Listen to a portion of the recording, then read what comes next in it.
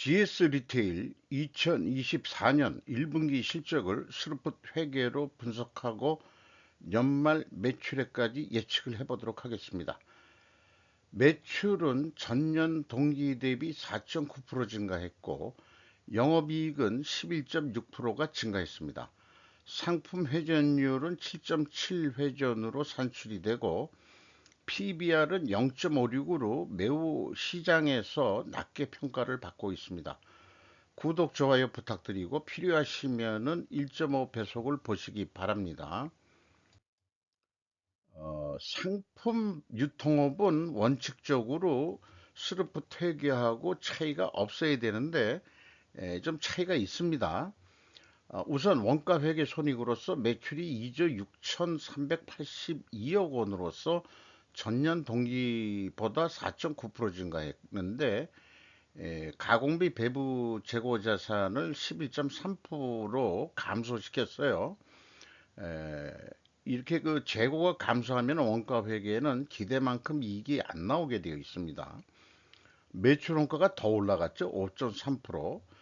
그래서 매출 총이익률이 0.3% 하락을 했고 판매 관리비가 또 3.2% 증가를 했어요. 결과론적으로 영업이익이 575억 원으로서 9% 증가를 했습니다. 영업이익률도 0.1%가 상승을 했네요. 그러니까 전년 동기보다는 성과가 좋다. 우리나라가 그 뭐 저성장 구조라고 하지만은 올해 1, 4분기가 조금 성장률이 올랐다. 이런 거하고도 좀 일맥상통한다고 할 수 있겠습니다. GS 리테일이면은 우리 편의점에서 우리 국민들이 많은 그 소비재 품을 구매하는 곳이니까 어떤 그 상징성이 있을 거예요. 그러면 스루풋 회계로 매출에 비례하는 매출 재료비 5.3%, 5.4% 증가했죠. 그러면은 그 갭이 플러스 0.5입니다. 그러면은 여기서 상품 매입 가격이 상승했다라고 2차 추론을 할 수 있겠죠. 스루풋이 3.7% 증가했고 스루풋율은 0.3% 하락을 했습니다. 마진율은 떨어졌다는 얘기죠. 운영 경비가 또 3% 증가를 했어요. 결과론적으로 TOE 생산성이 0.01포인트가 상승을 했습니다. 그러니까 스루풋 증가율보다 운영 경비 증가율이 0.7% 적게 증가를 했기 때문에 생산성이 올라갔고 스루풋 영업이익은 584억 원으로서 11.6%가 증가했어요. 그러니까 원가 회계 영업이익보다 더 이익이 증가를 했습니다. 그 금액상으로는 크진 않습니다. 8억 5,800만 원 더 이익이 났어요. 요것은 이제 재고가 그만큼 감소했기 때문입니다. 그리고 스루픈율하고 매출 총이익률 거의 동일하게 0.3%씩 감소했는데 이게 이제 가공 비율이 원래 없어야 되는 데니까 똑같이 나오는 것이 일반적인 추세겠죠. 그 큰 차이가 안 나는 거. 그렇게 이해가 됩니다. 재고자산 명세를 보면은 상품이 325억 원이 줄어들었어요. 이것 때문에 이 영업이익이 슬픈 영업이익이 그만큼 8억 5,800만 원이 더 이익이 난 겁니다. 비용의 성격적 분류 내용을 분석을 해보면은 어, 이 A 재고자산의 변동은 플러스면은 재고가 감소했다는 뜻이고요. 상품 및 원재료 구입이라고 되어 있습니다. 그러니까 상품 유통업인데 원재료 구입이 왜 있느냐? 거기에 좀 이유가 있네요, 보니까. 매출원가 재료비, AB를 더한 매출원가 재료비는 5.5%가 증가했고, 운영 경비는 3%가 증가했습니다. 이 운영 경비 6,646억 원에서 판매 관리비 6,136억 원을 빼게 되면은 가공비가 나오는데 510억 원이 그래도 들어갔어요. 1.5% 증가했고, 가공 비율로는 0.03포인트가 하락을 했습니다. 그리고 그러면은 요 생산 재료비라고 그러지만 생산 재료비라고 얘기를 해야 되겠죠. 상품까지 포함입니다만은 상품 재료비라고 표현하는 게 오히려 나을 것 같은데 0.03%가 상승했습니다. 여기에서도 우리가 상품 매입 가격이 미세하게 상승을 했다. 조금 상승을 했다. 이렇게 좀 추론을 해낼 수 있겠어요.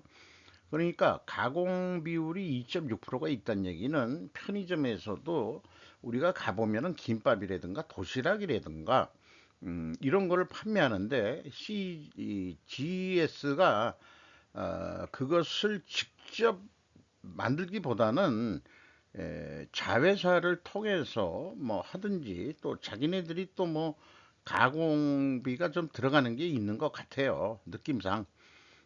그러니까 이런 이 구조로 나오게 되는 것 같습니다.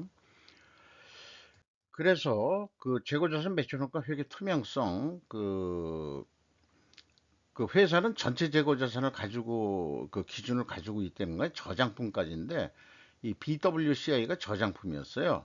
그거를 가감하면은 일치를 합니다. 근데 작년에는 23억 6,100만 원 차이가 나는데 이게 뭔 차이인지 찾을 수가 없었어요. 음, 이렇게 좀 뭐 추적이 좀 돼야 되는데 이게 뭘까? 이런 갭이 생기면은 요만큼 또 그 이 매출 원가가 불투명하다. 이런 얘기가 되겠죠.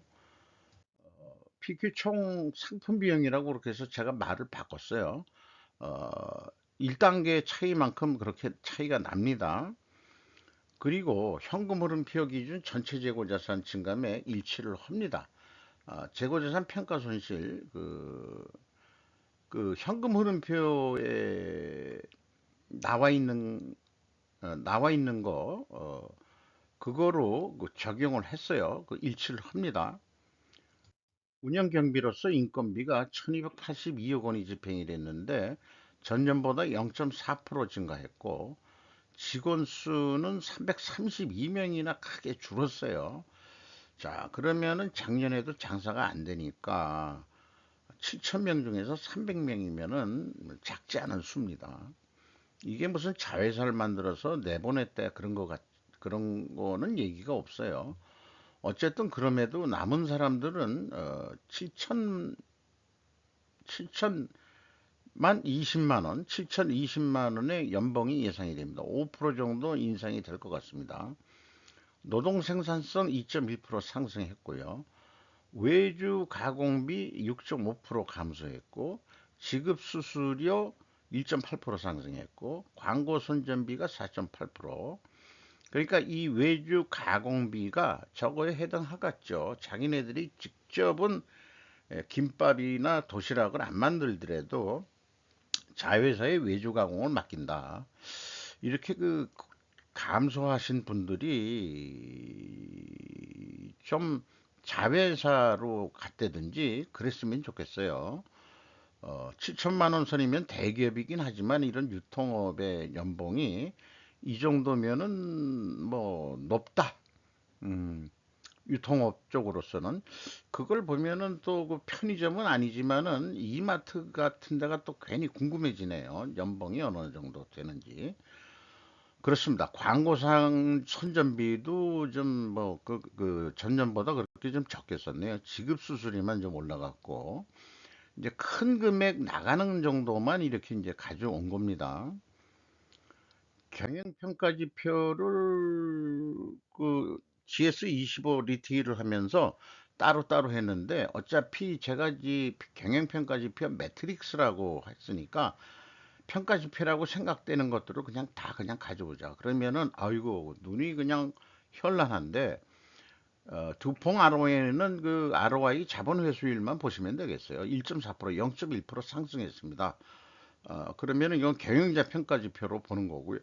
그리고 뭐 여러 가지 평가 지표에서 스루풋은 결국 재고 회전입니다. 7.7 회전 내려갔어요. 스루풋율 내려갔습니다.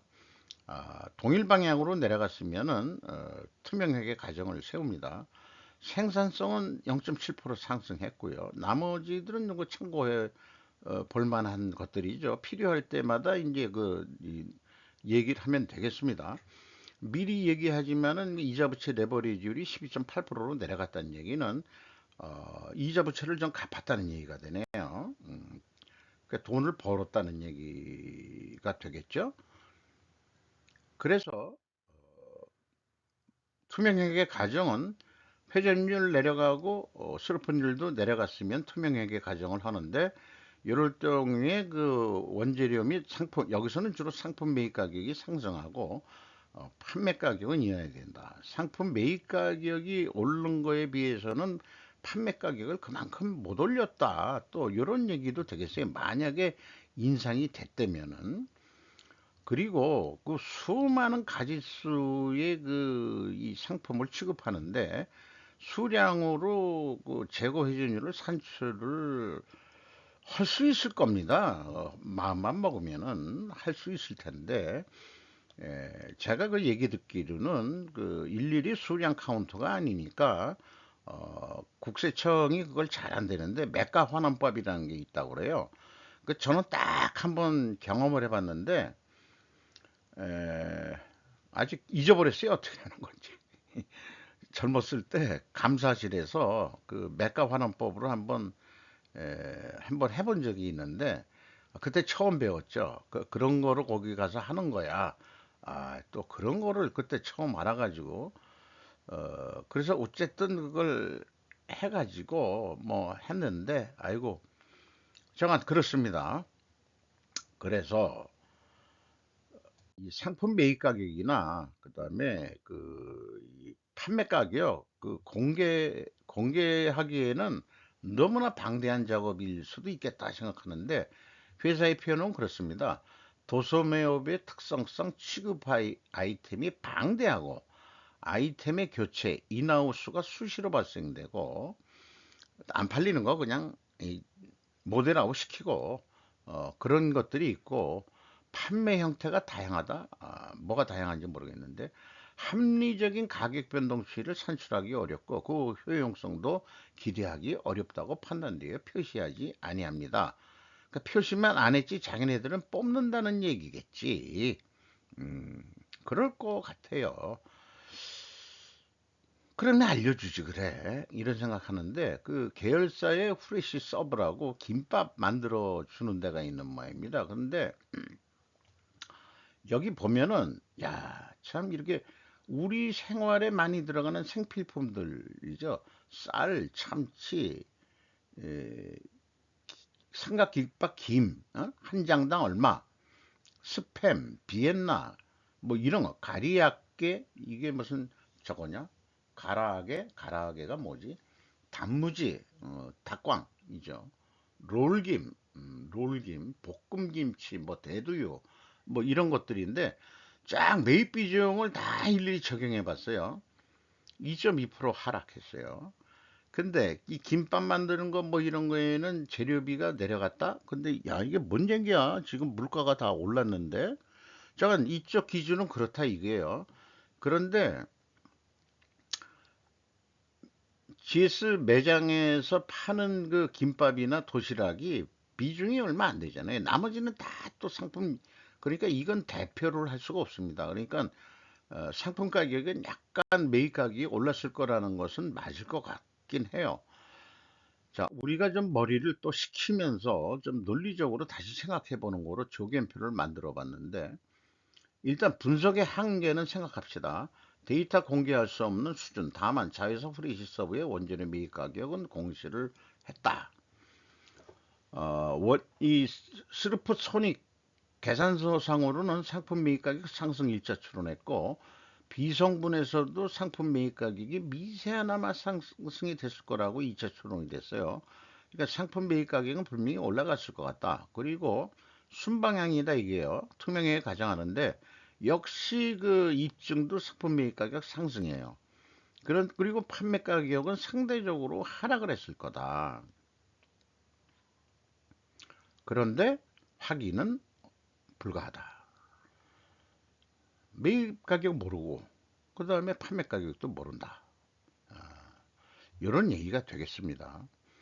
1분기 실적을 통해 가지고 작년도 진도율, 작년도 매출 실적 10조 8,860억인데 24.2% 했어요. 그러니까 약간 영업이익은 늘었다 하더라도 그 매출액 자체는 감소를 했네요. 어, 그러니까 올해도 뭐 그렇게 좋아질 것 같진 않습니다. 그죠?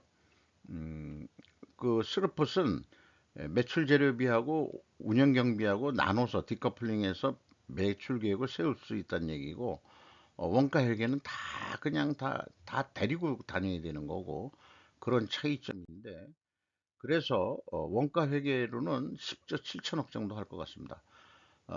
매출 원가가 또 7조 9천억 정도 했는데, 요거는 제조 이 원가 그 상품 재료비 가공비도 있었잖아요.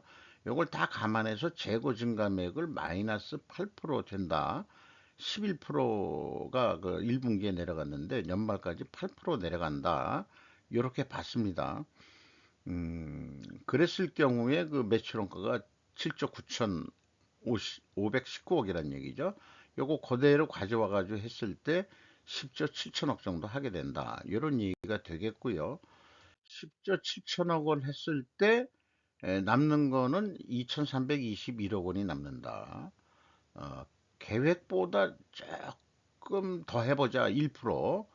어, 상품 매입 없이 그러면은 아까 8% 감소했는데 1%도 판매하면은 그 재고가 1%더 감소할 거 아니에요? 그렇게 했을 때 그 이게 3,300억 남는 거로 돼 있다 이거죠. 요렇게 이제 될 수 있겠어요. 재고도 줄고 그다음에 이제 그 영업이익도 좀 증가하고 그렇게 되는데 재고가 만약에 5% 증가한다고 그러면은 에, 그 매출을 더 안 일으켜도 그 2,520억, 2,300억이었잖아요. 그러니까 이 재고가 증가하면은 더 매출을 안 익혀도 이익은 더 많이 나오게 결산이 된다. 이런 원가 회계의 아주 그 유혹, 이런 문제점을 그 좀 보여드리는 거고요. 스루퍼는 그런 거 관계 없죠. 우리가 단순하고 아름다운 세상으로 스루프 세계로 오면은 그 310%만 더 해보는 거예요. 그래서 10조 8천억, 작년도 약간 미달하는 거지만은 운영 경비로 해도 마찬가지로 나오고 매출 재료비로 해도 마찬가지로 나옵니다. 그래서 이건 10조 800억으로 좀 한다. 이랬을 때 2222억 원, 원가계보다 약간 영업이익이 적게 나오는데 그거 말고 저 매출을 더 해보자. 결과론적으로 나중에 계산해 보니까 34회 회전한다. 연간. 그러면은 재고 회전율이 6.7% 증분을 하면은 매출 재료비는 매출에 비례하는 거니까 6.7% 매출이 증가한다고 봤을 때 운영경비 더 썼을 거 아니에요? 운영경비 1.7%는 어디서 나온 숫자냐? 6.7%에서 그 요거 오이 기준 운영 오이 비율 요걸 곱하면은 1.7%까지 쓸 수 있을 거다. 이런 얘기가 되겠어요. 맥시멈 쓸 수 있는 돈이. 그래서 463억 원을 더 써가지고 했는데 이익이 1520억 원이 더 난다 그러면은 차이만 하더라도 1000억 정도가 더 이익이 나는 거 아니에요. 이건 당연히 이 길로 가야 되겠죠. 그만큼 이 소비를 더 진작시키고 뭐 할 수 있는 게 뭐가 있겠는지 그거는 이 기업이 해야 될 얘기겠죠. 국내에 뭐 그 편의점이 GS 리테일만 있는 게 아니고 BGF CU도 있고 그다음에 세븐일레븐도 있지만은 그 BGF는 먼저 BGF를 분석하려다가 포기했어요. 왜냐? 또 분기 보고서라고 그 분석에 필요한 그것들이 다 데이터가 없습니다. 왜들 그렇게 하는지 몰라. 이 적어도 GS25 정도 정도는 해줘야 되는데 또 세븐일레븐은 비상장 기업이라서 또 그 감사 보고서 가지고 하면은 그 데이터가 또 좀 이렇게 그 불분명합니다. 그래서 편의점은 GS 리테일 요거 가지고 끝내야 될 것 같아요. 이마트로 넘어가 보는 거로 할 계획입니다. 재고가 감소했었기 때문에 이 원가 회계보다 영업이익이 좀 더 많이 나오고 판매액가는 좀 조금 높게 나옵니다. 그리고 그러기 때문에 재고가 감소했을 때는 뭐가 다 디프레이션 되는데 디프레이션을 완화하는 역할을 해주게 됩니다. 이런 거 한번 생각해 볼 수 있겠고, 현금 재무지표로서 EAT 세후 현금 순이익 2,313억 원을 벌었어요. 현금 수익률로 4.9%, 0.7% 상승을 했고, EMS 이 사업 활동으로 전체 유입된 돈은 2,436억 원이 들어왔고, 최종 382억 원의 현금은 유출이 됐습니다. 여기에 또 캐펙스 자본적 지출에 1251억 원이 또 쓴 게 있네요. 투자를 한 거죠. 종속기업 비율이 32.7%고 프리캐시 프로로 채권자한테 1702억 원을 갚았습니다. 그래서 레버리지율이 떨어진 거죠. 번 돈에서 갚은 거예요. 주주 잉여 현금 자유 현금 흐름은 이익 배당 정도 이익 배당액이 되겠습니다. 0.9% 이익 배당했었는데 1.1% 주주들이 좋아하겠죠? 그러면 주가가 올랐어야 되는데 왜 안 오르는지 모르겠네. 그렇습니다. 주가를 보면은 22,250원으로서 전년 동기보다 6,100원이 하락을 했고 PBR도 0.71에서 0.56으로 크게 떨어졌어요. 어, 장래를 좀 안 좋게 보는 모양이죠. 네. 그 GS가 57.9% 지분 가지고 있고 연금공단이 8.46%, 외국인 JP 모건 스탠리가 7.43% 가지고 있습니다.